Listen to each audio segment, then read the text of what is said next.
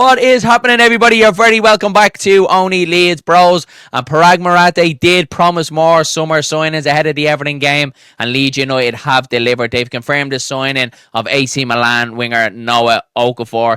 This one's been in the pipeline for the last couple of days, probably the worst kept secret, but eventually it is announced by the football club. Fee believed to be in the region of excess of £20 million for Noah Okafor, way off what we heard a couple of weeks back when there was talks that we could only get him for $10 million, so nearly double that, and he does sign a 4-year contract at Elland Road to really bluster that attack. But before we do get into it a little bit more, guys, please make sure you're dropping a like on the video, and of course hitting subscribe to the channel, guys, and check out all the other content as well that we put out over the last couple of days. Loads of content out there from OnlyLeedsBros. But what type of player are Leeds United getting with Noah Okafor? Let's have a look into him. So this obviously is off FootMob. So we'll go through it and we'll see what we think. We'll go through obviously the injury record as well, what Leeds fans have been talking about as well. So he's 25 years of age, predominantly plays out on the left-hand side, but he can play centrally as well. So he has played striker at times for AC Milan. He is a Swiss international.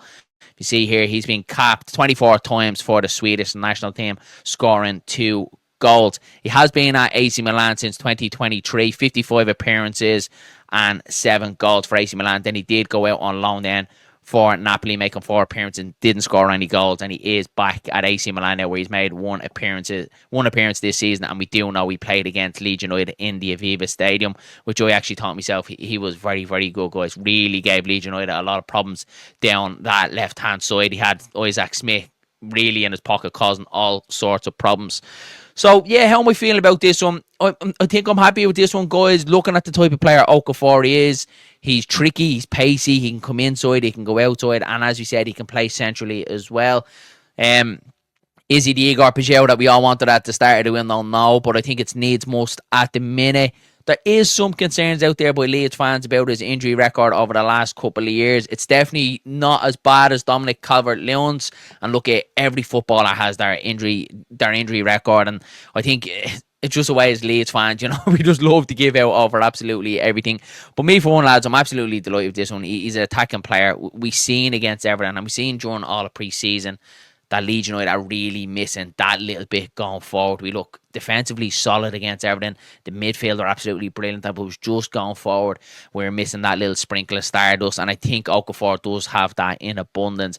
As I said, he can go on the outside. If you watch some of his YouTube clips, he's very much, as the defender comes from, clips the ball around him, and he's gone around the other side. Very, very quick player. It's going to be very exciting. He'll get bums off seats at Elland Road, and he does become Leeds United's 9th summer signing. I don't think we're done there. Going off Parag Marathe's interview before Everton, he's confident that in the coming days that Leeds United will be getting more in the door, and he said late on in the window, them last couple of days in the windows, when you see the most action as well. So I'm interested to see how Leeds United do follow this up. Obviously this has kind of been in the pipeline for the last couple of days.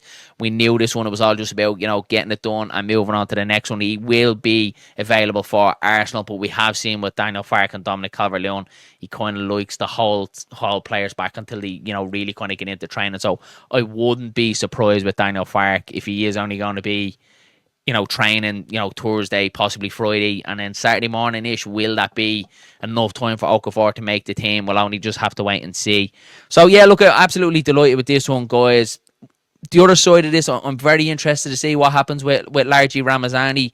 A bit disappointed if we do see him going out on loan, but I think you're kind of looking at it with kind of tinted glasses if you do think he'll stay here at Leeds United. We obviously seen against Everton Brendan Aronson coming on for Willie Gnonto. We've seen Jack Harrison coming on as well for Dan James.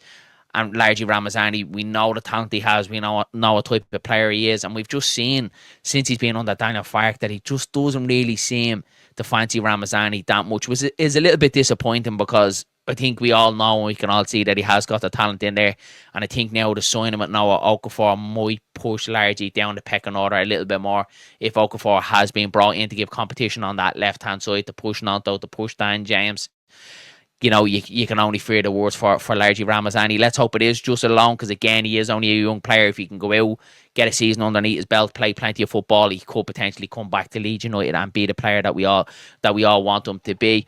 So yeah, look, interesting one, this one, guys. As I said, we've known about this one for the last couple of days. There's a couple of other bits floating around again. There's talks about Rodrigo Muniz potentially becoming available as well for Leeds United.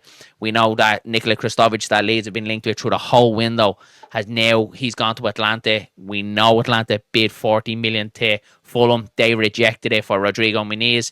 They're after chasing down Kristovic. That's done. And now that leaves Muniz in limbo. He did score against Fulham, held up a Fulham flag or a Fulham scarf when he scored for Fulham on the opening round of the fixture. So it's interesting to see with this one. A couple of days ago, I felt like the Rodrigo one was done. It was gone. But there's a little bit of me now thinking that it could possibly be back on.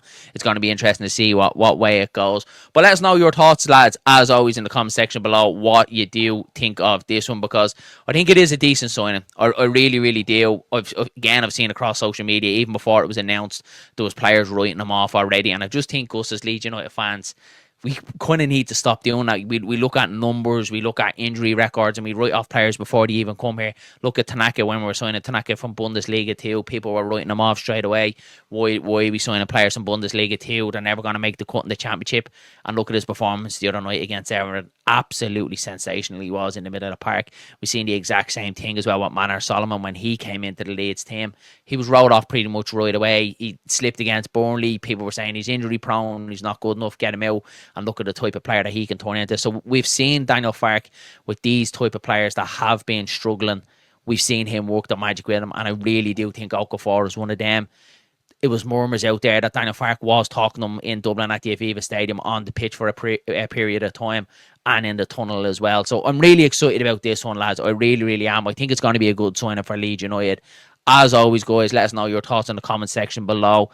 Drop a like on the video if you did enjoy it. And, of course, hit subscribe to the channel. Myself and Dylan will be live Thursday night at 8:30. We're going to do a competition giveaway. If you haven't seen it, guys, OnlyLeedsBros turns 1 on the 21st of August. So to celebrate that, we're giving away one of you lucky viewers a brand new Leeds United jersey.